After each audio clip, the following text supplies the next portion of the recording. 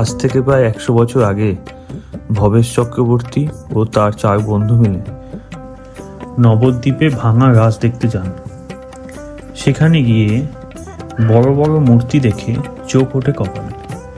বিস্মিত হয়ে বড় বড় মূর্তি দেখে নৈহাটিতে একটি রক্ষাকালী মূর্তিকে বিশালাকার মূর্তি গড়ার পরিকল্পনা করেছিলেন। কথিত আছে এই পুজো ভবেশ চক্রবর্তী স্থাপন করেছিলেন, তাই এই দেবীকে ভবেশকালীও বলা হয়। প্রথমে সকলে ভবেশকালী বলেই ডাকতেন, তারপর বিশালাকার মূর্তিকে বড়মা বলে অভিহিত করেন।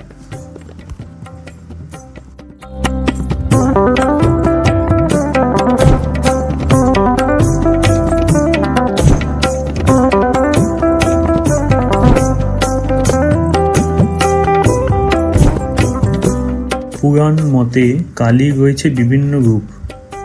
কোথাও শ্যামা পুজো, কোথাও শ্মশান কালী, কোথাও চামুণ্ডা কালী পূজিত হন। দেবীর বিভিন্ন রূপ বহু জায়গায় নানা নামে আরাধনা করা হয়। কালী পূজায় দক্ষিণেশ্বর, ঠনঠনিয়া, লেক কালীবাড়ি, তারাপীঠ, কামাখ্যা, কালীঘাট থেকে শুরু করে বাংলার বিভিন্ন প্রান্তে কালী মন্দিরে দীপান্বিত অমাবস্যায় বিশেষ পুজো আয়োজন করা হয়।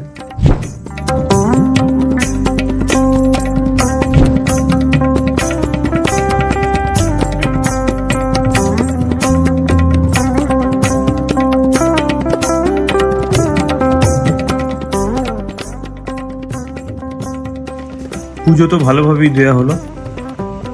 এবার পুজো সেরে আমাদের বাড়ি ফেরার পালা। পথে এক জায়গায় আমরা খাওয়া দাওয়া করলাম এবং ফটোগ্রাফি শেষ করে ফাইনালি আমরা বাড়ি ফিরলাম।